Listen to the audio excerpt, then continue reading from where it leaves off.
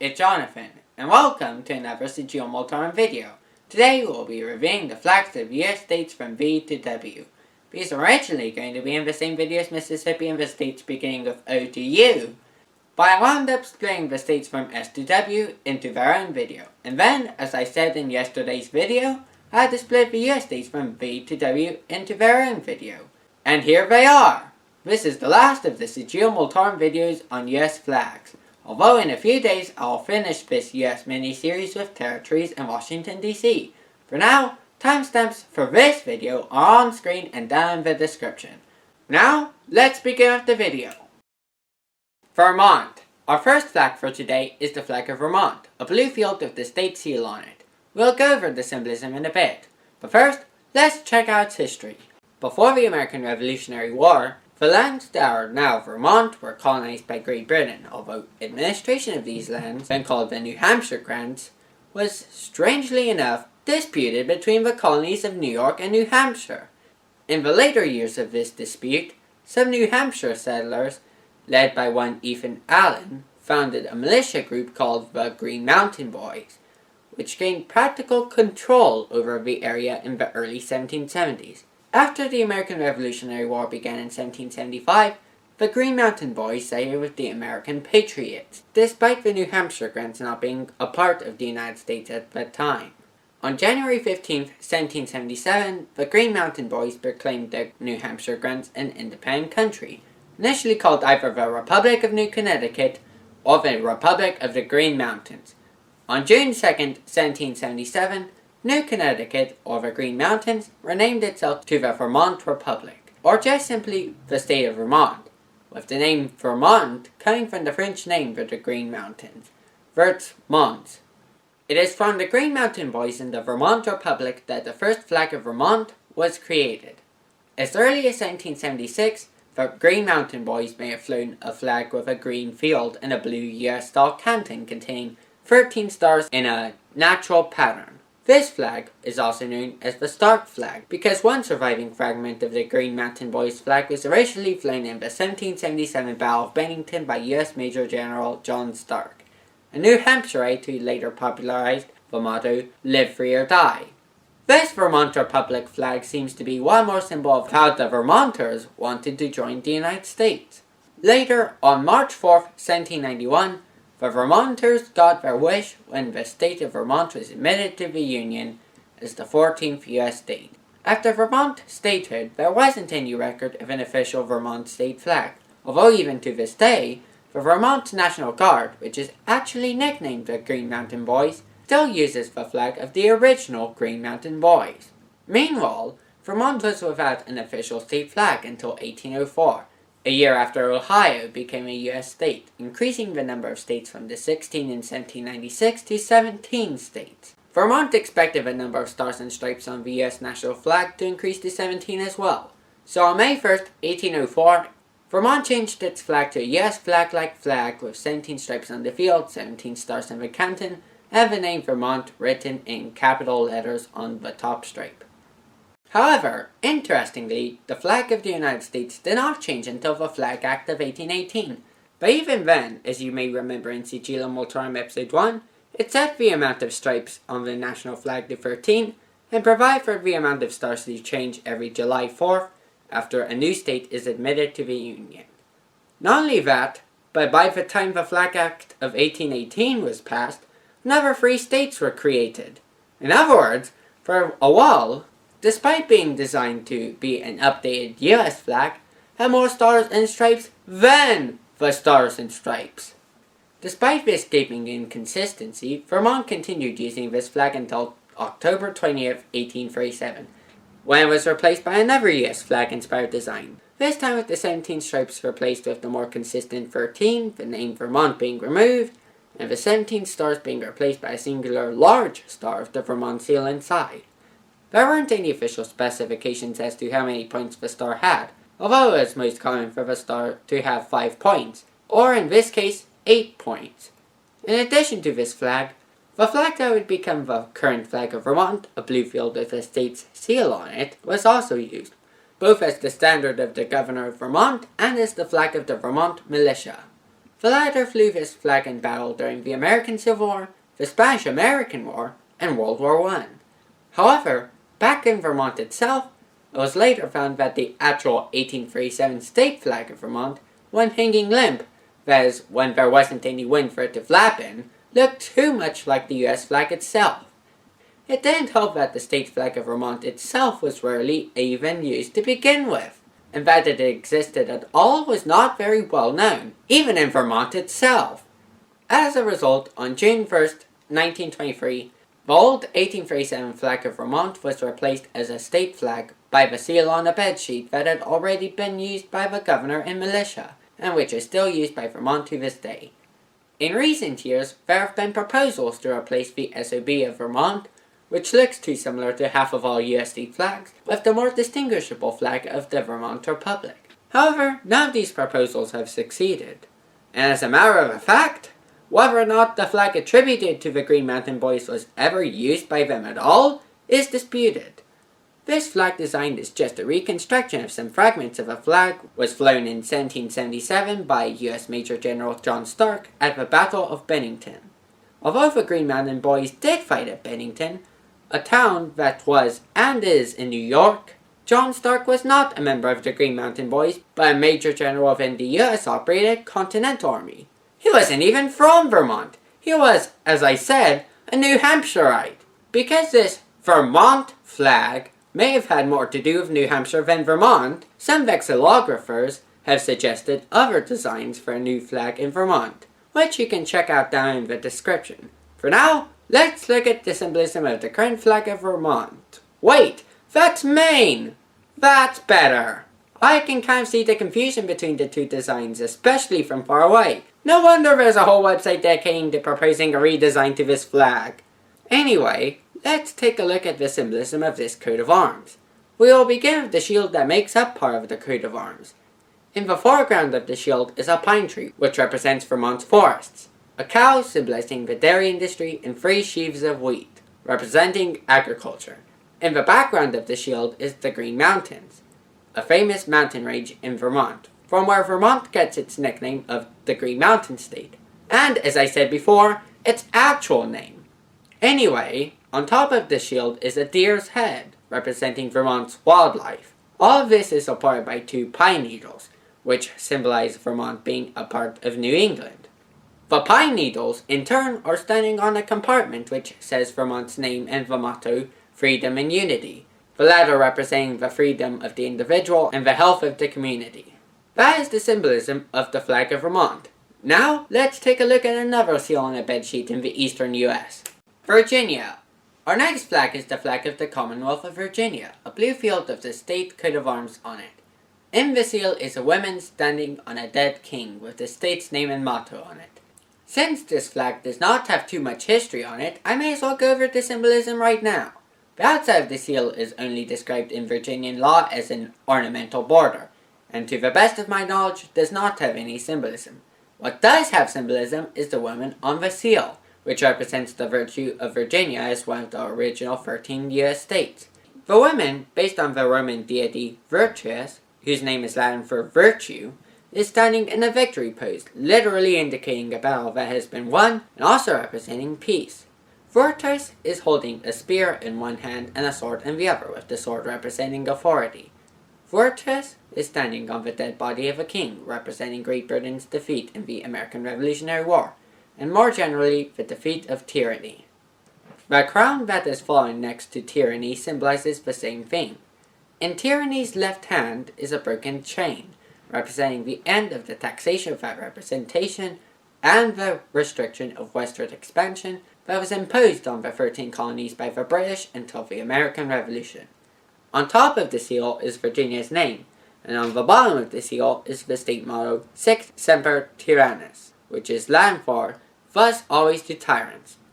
Not only does this phrase celebrate the overthrow of tyranny in general, but it is also yet another reference to the ancient Roman Republic, which the leaders of Virginia during the American Revolutionary War admired. The phrase Sic Semper Tyrannis is associated with the assassination of Julius Caesar in 44 BC, when one of the Roman senators involved, Marcus Junius Brutus, is said to have uttered this phrase, Whether or not Brutus actually said Sic Semper Tyrannis is disputed, but this phrase has nevertheless been used as a symbol of resistance to tyranny, hence why that phrase is on the seal, and by extension, the flag of Virginia. That's the symbolism of the flag of Virginia. Now, let's briefly go over the history of Virginian flags. Although the basic design of the seal of Virginia has been used by itself in some form since 1776, it was only first used on a flag during the American Civil War. In 1861, the insurgent government of Virginia first used the seal on a state flag, which would be used by Virginia until the defeat of the Confederates in 1865. Then, due to that original flag of Virginia being used by a Confederate state government, Virginia went without a flag until the current flag of Virginia, which is similar to the old flag of Virginia, was adopted on March 28, 1912. This flag was later standardized as recently as February 1, 1950. And is used in this form to this day. That is the history of the flag of Virginia. I told you it was brief! There's one more piece of trivia I would like to mention here before I begin with my next flag. Although the Sic Semper Tyrannis on the seal means thus always to tyrants, this phrase was jocularly translated into English as "Get your foot off my neck," due to the design of the seal. Get? That's a nice trick for the road. For now, we will be talking about another state seal. Washington. Our next flag is the flag of Washington. Literally, the flag of the state of Washington, not to be confused with Washington, D.C., is a green field with the state seal on it. The border of the state seal says, "The seal of the state of Washington," for obvious reasons, as well as the year 1889, when the state was founded. On the seal is a portrait of George Washington, the first president of the United States, whom the state was named after. In fact, Washington is the only U.S. state to have a green field or a picture of a specific person on it. The flag of Washington was adopted in its current form on April 19, 1967, although an older version with a slightly different seal was used from March 5, 1923 until then. That's all for Washington, so on to a flag with a much longer history. West Virginia. The next flag we will be looking at in today's video is the flag of West Virginia. A white field with a blue border on the outside and the state coat of arms inside the seal. We'll go over the symbolism in a bit, but first, let's take a look at its history. Although West Virginia was founded in 1863 during the American Civil War, it did not have an official state flag until well after that point. The history of West Virginia's state flags only began in 1904, when St. Louis, Missouri hosted the Louisiana Purchase Exposition, or the St. Louis World's Fair. Like many other World's Fairs in the US, this one had the US states incorporate their state flags as part of their displays. The only problem is, West Virginia did not have a state flag then. In response, the commission in charge of West Virginia's display created this two-sided flag. A white field with a blue border on the outside, and a different image in the white field for each side of the flag. On the obverse, or front of the flag, was a sprig of mountain laurel, the state flower of West Virginia, while on the reverse, or back, was the state seal of the time, which is, for all intents and purposes, a different rendering of the current seal. This was the flag used for the 1904 Louisiana Purchase Exposition, which was then adopted as the official flag of West Virginia on February 24, 1905. However, it was quickly found that the colors of each side faded through the other side. As a result, on February 25, 1907, the West Virginia legislature adopted a new flag of West Virginia, which, while still two-sided, was slightly different. On the obverse was the state seal with the state's name written on a ribbon underneath the seal, while on the reverse was the obverse of the old flag. This flag lasted much longer than its predecessor. However, there was one issue with both the 1905 flag and this flag. Flags whose obverse and reverse are different from one another are more expensive, but the state of West Virginia wanted schools to be able to display the state flag in school classrooms. As a result, a one-sided flag was designed in 1928, and on March 7, 1929, West Virginia Senate Joint Resolution No. 18 was passed, adopting the flag that West Virginia uses to this day.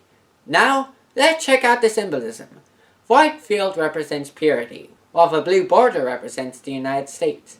On the white field is the state seal, which has a lot of its own symbols. Around the outside of the seal are two sprays of mountain laurels, the state flower of West Virginia, and a banner simply saying State of West Virginia. Inside the seal itself is a farmer holding a plow and an axe, and a miner holding a pick, with each personification representing the agricultural and mining industries of West Virginia. The farmer and the miner are flanking a boulder of the date June 20th, 1863, the day West Virginia was admitted to the U.S., separating the Unionist West Virginia from the insurgent government that ran Virginia at the time. In front of the boulder is a red Phrygian cap, representing liberty, and two crossed rifles, which also represent liberty.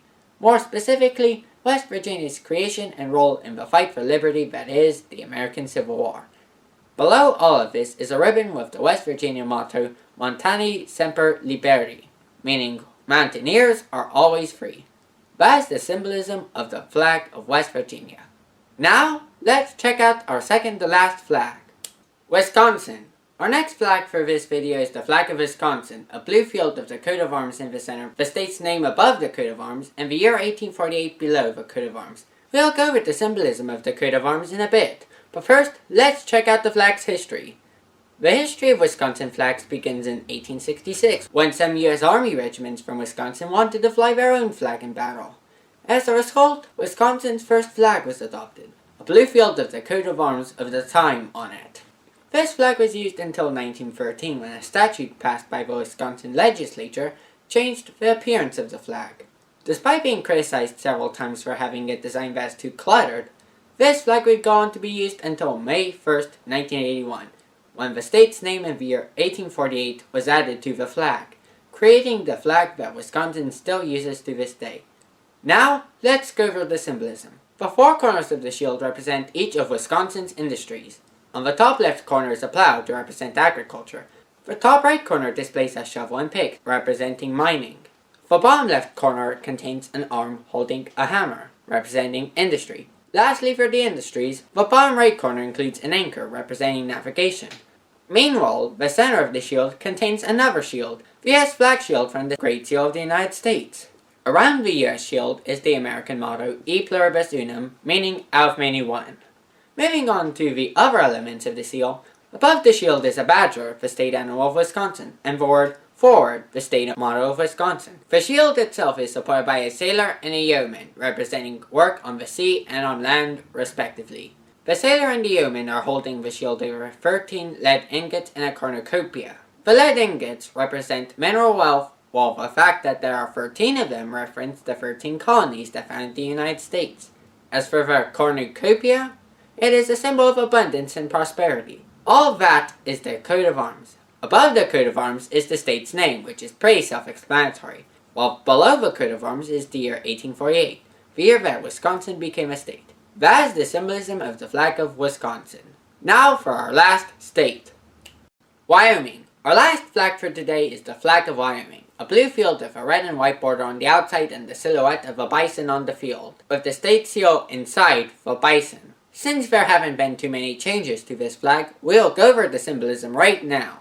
The red border simultaneously represents the blood of the pioneers that gave their life to settle in Wyoming, and the American Indians that lived there before the pioneers. White on the bison and inside the red border represents both honor and purity. The blue field is the same color as both the sky and the Rocky Mountains as seen from a distance, and doubles as a symbol of justice, loyalty, and strength. The bison, more specifically an American bison, is the state animal of Wyoming, and represents the wildlife of the state. Inside the bison is the state seal of Wyoming, which has its own symbolism. On the seal's border is the phrase, Great Seal of the State of Wyoming. Inside the seal are three figures. The figure in the center is holding a banner with Wyoming's state motto, Equal Rights, written on it, a reference to how Wyoming allowed women to vote in elections there as early as 1869, back when Wyoming was still a territory. It is because Wyoming gave women the suffrage so early on that Wyoming is the first U.S. territory and later state to allow women the right to vote, hence why the seal commemorates this. The other two figures are a farmer on the left and the miner on the right, representing the agriculture and mining industries of Wyoming. Next to the two men each are a pillar decorated with ribbons containing the things that each man specializes in, with the farmer standing next to a pillar containing the words livestock and grain, and the miner standing next to a pillar displaying the words mines and oil. Meanwhile, the figure with the banner is standing on a podium displaying an eagle and a US flag like shield, with the star in the shield containing the number 44, representing how Wyoming was the 44th US state. On each side of the shield are two different years. 1869 was the year when Wyoming gave women the right to vote, while 1890 was the year Wyoming became a state. That is the symbolism of the flag of Wyoming. This flag was first designed in 1916 in a flag competition run by the Daughters of the American Revolution, or DAR, an organization made up of women who are descended from the people involved in the American Revolution. By the way, while we are talking about the DAR, I almost forgot to mention that I was also involved in the designing of the current flags of Arkansas, Indiana, Iowa, Missouri, Oklahoma, the state of Washington, and Washington, D.C. Returning to Wyoming, the flag that won the DAR's competition was designed by one Grace Raymond Hepburn, who was also a historian and suffragist. Hepburn's design was adopted on January 31st, 1917, and is still in use to this day. That's all for US state flags, so now, on to the outro.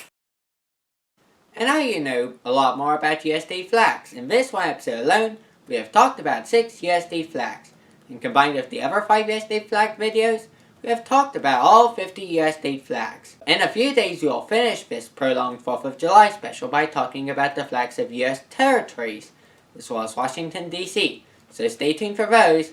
For now, I hope you enjoyed this video. If you did, please leave a like on it. If you enjoyed this entire channel, subscribe to it. And if you want to know when the next video will be coming out, click the bell button after you subscribe.